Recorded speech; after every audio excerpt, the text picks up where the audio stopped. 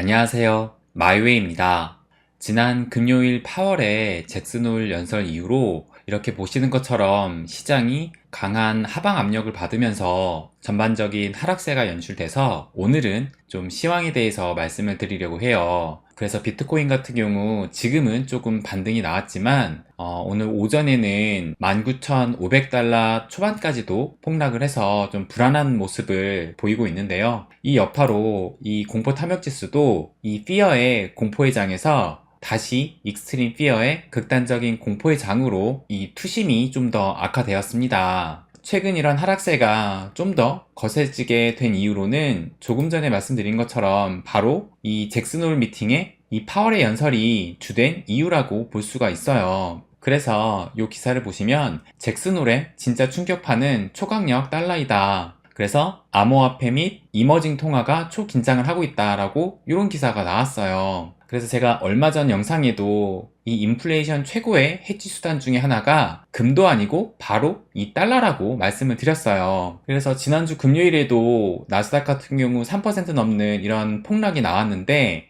반대로 달러 지수는 이렇게 지금 보시는 것처럼 52주 최고치를 계속 경신하고 있는 상황이에요. 그래서 얼마 전까지만 해도 이 달러 지수가 108 지수로 최고치다라고 말씀을 드렸는데 어느덧 108을 넘어 109까지 올라온 상황입니다. 그래서 이렇게 달러 지수가 올라감에 따라서 우리나라 환율도 지금 이게 오늘 오전 11시에 나온 기사인데 원달러 환율 0고점 또 경신해서 1350원을 육박했다라는 이런 기사가 속보로 나왔어요. 그래서 지금 현재 달러를 보면 보시는 것처럼 여기 최고가 1349원을 찍고 지금은 조금 더 내려와서 1348원 40전까지 와 있는 상황이에요. 그래서 정말 이제 1350원까지 도달하기 거의 직전인데 또 이 기사를 보면 이 비트코인이 달러 강세에 취약하다라고 하면서 환율이 1,400원을 넘어 이제 1,500원까지 열려 있다라는 이런 기사까지도 오늘 오전에 나왔습니다.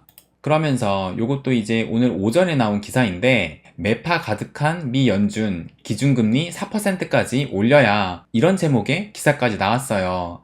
이번 연설에서 파월이 뭐 기준금리를 4%까지 올릴 것이다 라고 이렇게 직접적인 발언을 한 건 아니지만 미 연준에 있는 다른 간부들 입에서 이제 기준금리 4%까지 나오고 있는 상황이다 라고 이런 기사가 나온 거예요. 그런데 문제는 미 연준이 이렇게 기준금리를 올리면 우리나라 역시 그 영향을 받게 됩니다.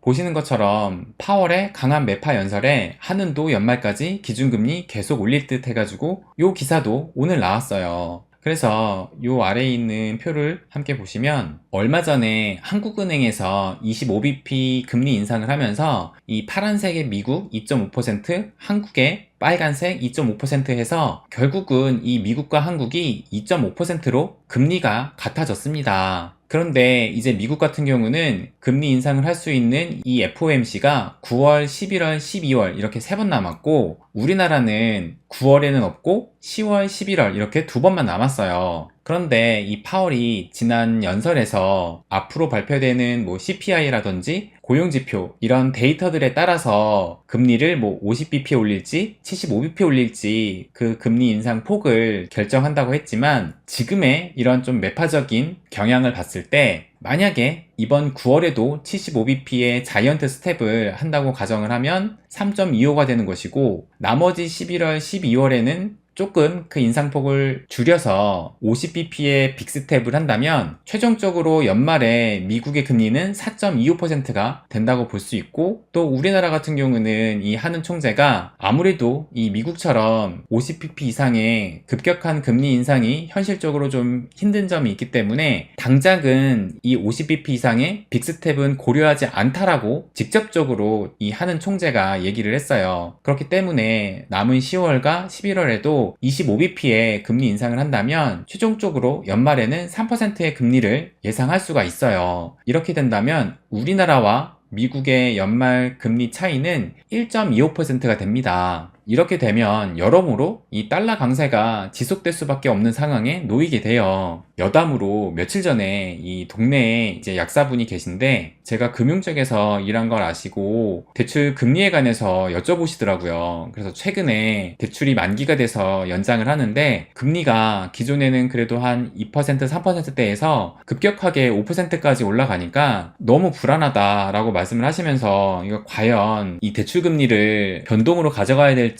고정으로 가져가야 될지 궁금해 하시더라고요. 그래서 제가 여러 가지 현재 상황들을 말씀드리면서 단기적인 금리 전망과 장기적인 금리 예상까지 함께 말씀을 드렸는데 아무튼 이렇게 지금 점점점 이제 고소득자들 입에서도 힘들어하는 목소리가 나오고 있다는 것을 느낄 수가 있었어요. 그러니까 약사 같은 이런 고소득자들도 힘든데 자영업자 같은 소상공인과 또 일반 직장인들은 얼마나 힘들겠어요. 특히 이번 파월의 연설에서 이 파월이 인플레와 싸우는데 고통이 있을 것이다 라고 얘기를 했습니다. 그런데 진짜 고통이 있을 거예요. 지금도 고통이지만 앞으로 더 큰 고통이 있을 수도 있습니다. 그러면 방법은 둘 중 하나예요. 이 고통을 피해서 그냥 이대로 도망가던가 아니면 이 고통을 받아들이고 지금까지의 내 페이스를 유지하던가 하는 이 두 가지 방법 중에 하나라고 생각을 합니다. 이 기사의 제목처럼 비트코인이 고통에 대처하는 법은 자기 페이스를 유지해야 라고 이렇게 오늘 오전에 기사가 나왔어요. 만약 이 고통을 피해서 도망을 간다면 뭐 더 큰 피해를 막을 수는 있지만 저는 기회는 더 이상은 없다라고 생각을 해요. 그런데 이 기사의 제목처럼 내가 페이스를 유지하면서 공포에도 꾸준히 수량을 늘려간다면 분명 기회는 다시 찾아올 것이라고 저는 생각을 합니다.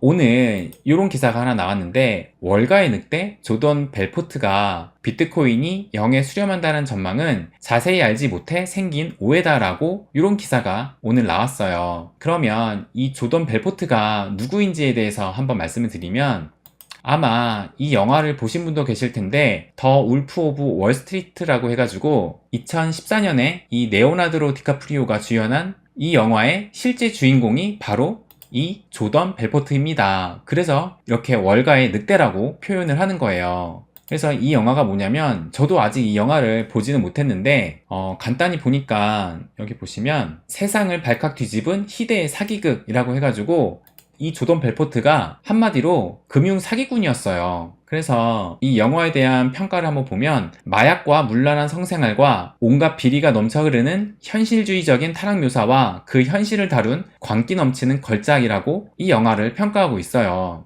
그래서 이 영화가 좀 또 굉장히 야한가 봐요. 보시면 매우 높은 수위에도 불구하고 흥행에 성공했다라고 하더라고요. 그래서 저는 아직 못 봤는데 꼭 한번 조만간에 한번 봐야겠다라는 생각이 들었어요. 그러니까 이 조던 벨포트가 누구냐면 사람들에게 어떤 주식을 매수하게끔 만든 다음에 주가 조작을 해서 자신은 큰 돈을 벌고 사기를 한탕 크게 친 사람이에요. 그래서 결국에는 감옥까지 갔다 왔다고 하는데 그런데 이 사람이 결국 감옥을 갔다 오고 그 이후로는 자신의 이런 이야기를 자서전으로 내가지고 그 자서전을 바탕으로 이런 영화도 나왔고 또 그 자서전과 이런 영화가 히트가 되면서 그걸 통해서 또 큰 돈을 벌었다고 해요. 뭐 아무튼 이런 희대의 사기꾼 조던 벨포트가 처음에 그러니까 2017년에 여기 보시는 것처럼 울프 오브 월스트리트의 주인공 이 사람이 조던 벨포트인데 이 사람이 가상화폐는 역대 최대 사기라고 얘기하면서 특히 이 가상화폐 ICO는 역대 최대의 사기이며 곧 폭발할 것이라고 이렇게 얘기를 했어요. 그러면서 이것도 마찬가지로 2017년도 기사인데 이 조던 벨포트가 비트코인은 사기이다 라고 발언을 하면서 이 비트코인이 반감기에 따른 공급량의 감소로 생기는 희소가치성에 대해서는 어이가 없다라고 이렇게 얘기를 하면서 비트코인은 사기다라고 이런 발언을 2017년도까지만 해도 얘기를 하다가 보시면 이게 2021년에 나온 기사거든요. 그런데 말 바꾼 조던 벨포트 비트코인 10만 달러 간다 라고 이렇게 기존의 입장을 번복을 했습니다. 그러면서 이 기사가 오늘 나온 것인데 이걸 보면 영화 더 울프 오브 월스트리트의 실제 모델이자 전직 주식 중개인인 조던 벨포트가 최근 야후 파이낸스와 인터뷰에서 지난 2017년 나는 비트코인이 사기 프로젝트가 갖고 있는 특징을 모두 갖고 있어 가치가 0에 수렴할 것이라고 전망한 바 있다. 당시 나는 비트코인을 충분히 자세하게 알지 못했고 이는 오해를 낳았다 라고 말을 하면서 2018년 BTC가 폭락을 하며 3,000달러대까지 떨어졌을 때 나는 처음으로 비트코인을 자세히 살펴보기 시작했다. 그 이후 비트코인이 디지털 금의 역할을 할 수 있다는 것을 알게 되었고 가치 저장 수단이 되어 거래할 수 있다고 생각하기 시작했다. 그러면서 이 암호화폐 상승 랠리가 다시 시작하기 전 닷컴 버블과 같은 조정이 반영될 것이라고 생각을 하면서 그러나 장기적 관점에서 비트코인과 이더리움이 가장 성공할 가능성이 높다. 그리고 비트와 이더뿐만 아니라 향후 유틸리티가 강력한 암호화폐의 성장세가 도드라질 것이다 라고 이렇게 얘기를 했다고 합니다. 물론 이 조던 벨포트가 전직 사기꾼으로서 이 사람의 의견이 절대적인 의견이 아니긴 하지만 그래도 분명한 건 적어도 저보다 이 금융적인 마인드와 또 지식을 뛰어넘는 이런 육감은 뛰어날 것으로 생각을 해요. 그런 사람이 이제 이 비트코인에 대해서 긍정적으로 보고 있고 앞으로도 이런 기존의 자신의 입장을 뒤집으면서 이 비트코인의 진정한 가치를 알아보는 사람은 점점 늘어날 것으로 저는 생각을 해요. 그런데 또 재미난 사실을 하나 말씀드리면 이 조던 벨포트가 작년에 XRP 관련해서도 발언을 하나 했어요. 보시면 작년 10월 달에 이런 트윗을 남겼는데 이 조던 벨포트가 나는 꽤 큰 XRP 홀더이다 라고 하면서 6자리로 가지고 있다 라고 하니까 한 몇십만 개 갖고 있는 것 같아요. 그러면서 마이티비, 이 마이티비가 누굴 말하는지는 잘 모르겠지만 아무튼 이 마이티비가 생각을 하길 이 XRP가 $10,000까지 간다고 한다. 나는 그가 옳았으면 좋겠다. 그러나 나는 $10에서 만족할 것이다 라고 이런 트윗을 남겼어요. 그러니까 이 조던 벨포트도 XRP를 어느 정도 갖고 있는 홀더이면서 그래도 $10까지는 가지 않을까라고 생각을 하고 있는 것 같아요. 이 이후로는 XRP에 관한 트윗을 하지 않았기 때문에 아직도 홀딩을 하고 있는지까지는 잘 모르겠지만 아무튼 이 조던 벨포트도 이 XRP에 관해서 긍정적으로 생각하고 있다는 것을 알 수가 있었습니다. 또 계속 이야기를 이어가자면 이런 기사도 오늘 오전에 나왔는데 현재 비트코인은 이해하기 어려운 낮은 가격 수준이다 라고 이 샘슨 모우라는 사람이 말을 했다고 하면서 이 비트코인이 이 수준에 더 오래 머무를수록 가격 상승은 더 폭발적일 것이다 라고 이런 트윗을 남겼다고 해요. 그러니까 제가 생각을 해도 이 비트코인이 시간이 갈수록 연말까지 아니면 내년까지 이렇게 눌려 있다면 아마 추후에는 더 폭발적인 상승이 있을 것이다 라고 생각을 합니다. 이 비트코인의 이전 사이클을 봐도 이 2018년과 2019년도 이렇게 거의 2년에 걸쳐서 좀 오랫동안 약세장에 가격이 눌려 있었잖아요. 그 이후로 이 폭발적인 가격 상승이 나왔기 때문에 아마 이 말처럼 비트코인이 더 오래 가격 하방에 대한 압력을 받으면 추후에는 그 압력이 폭발하면서 큰 시세 분출이 나올 수 있을 것이라고 생각을 합니다. 그리고 마지막으로 이 기사를 좀 보여드리면 이 블룸버그에서 이더리움 머지, 개인은 팔고 기관은 사고 있다라고 이런 기사가 나왔어요. 그래서 좀 자세히 보면 최근 암호화폐 옵션 시장에서 이더리움 콜 옵션 매수량이 뚜렷하게 증가하고 있다. 이는 이더리움 강세를 전망하는 투자자들이 그만큼 많다는 것을 의미한다. 그러면서 개인 투자자들은 연준의 매파적 입장을 접하고 리스크 회피를 위한 숨 고르기에 들어갔다. 그들은 그러니까 개인은 포지션을 조금씩 덜어내고 있으며 그에 반면 보다 정교한 트레이딩을 하는 기관 투자자들이 약세장을 활용해 이더리움을 매집하고 있다라고 이런 기사가 나왔습니다. 이렇듯 이 블룸버그에서 말하고 있는 것처럼 현재 개인은 팔고 있고 기관은 사고 있습니다. 제가 전에도 말씀드렸듯이 이 기회라는 것은 지금이 기회야 라고 오지 않아요.